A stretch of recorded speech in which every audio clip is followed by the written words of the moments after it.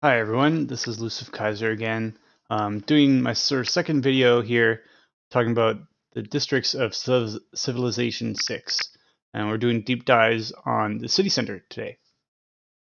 So let's jump into it.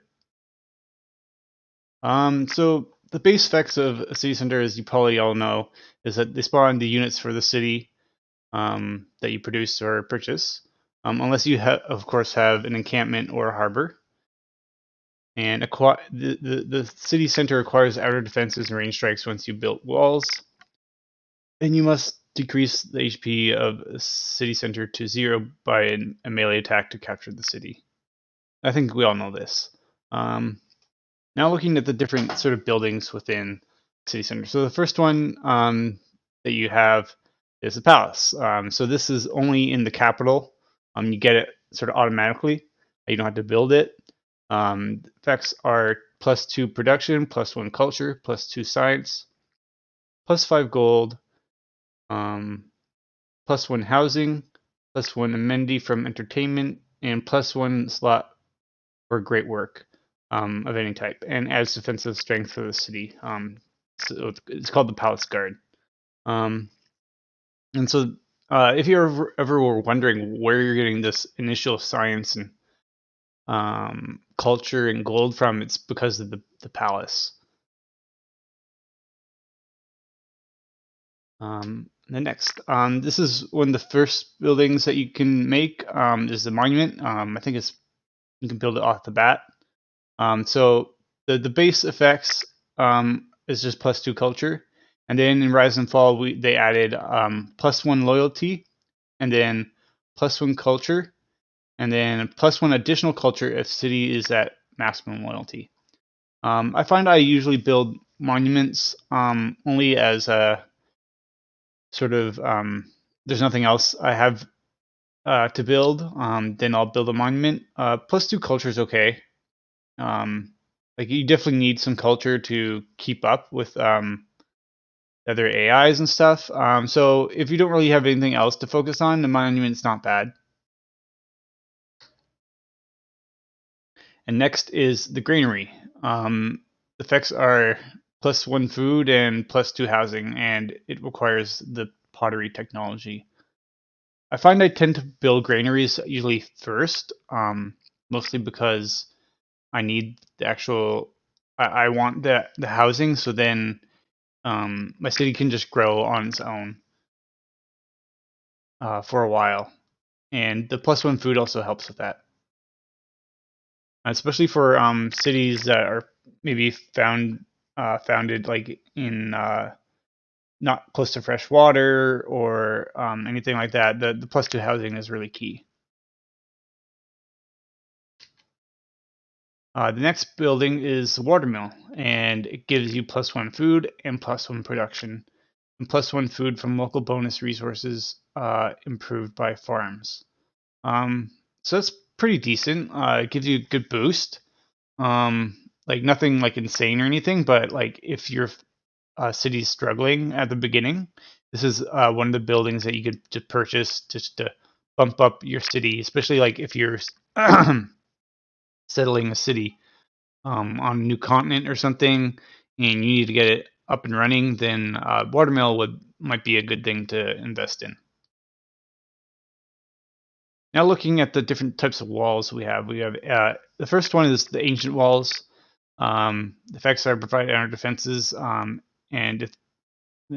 for the city and the encampment district. And these must be defeated before you can actually take on the city itself.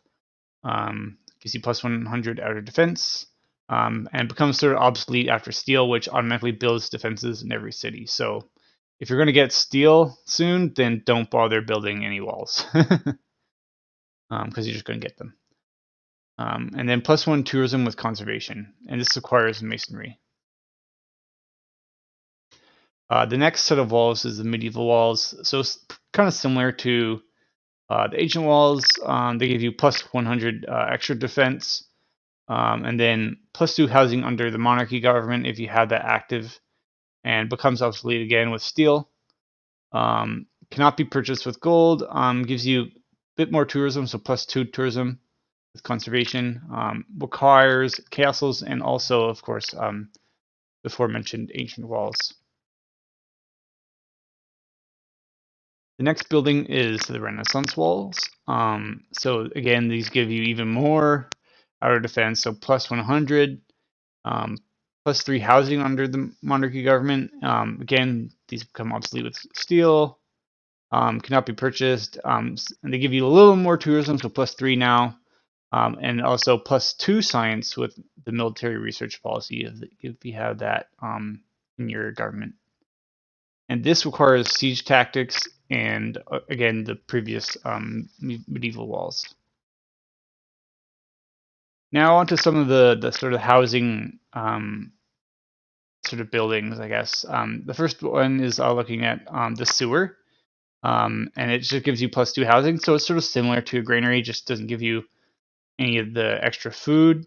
So these are kind of good to get. I find I kind of get.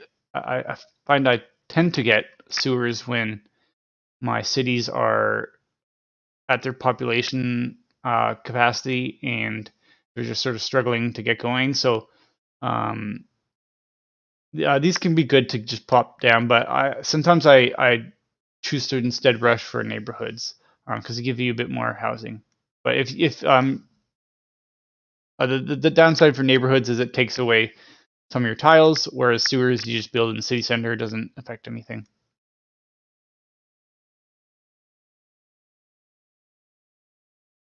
And the last sort of building we're looking at for the city center is a flood barrier, even though it's not really, it doesn't appear on the city center. You build it in the city center. So the effects are constructed automatically around each coastal lowland tile belonging to the city. It protects them from flooding when sea level rises due to climate change. I think we all know that.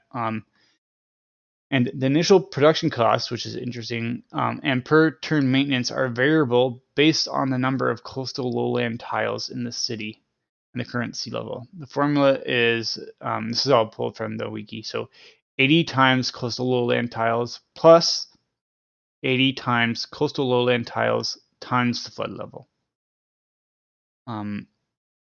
So yeah, I guess like in this case, the flood level really can increase it by a lot, and also determined by the amount of coastal lowland tiles. So if you have more lowland tiles, then you're going to need just put a lot more production into this than if you just had one.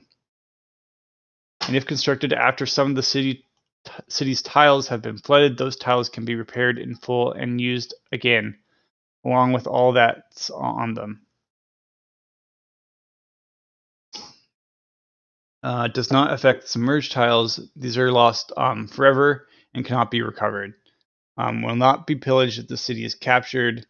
Restrictions must be built in a city with one or more coastal lowlands tiles, which makes sense, and it cannot be purchased with gold, and requires computers. And I think that's it. Yeah, so that's it for this video. Hopefully you tune in for some of the other ones. Thanks. Bye.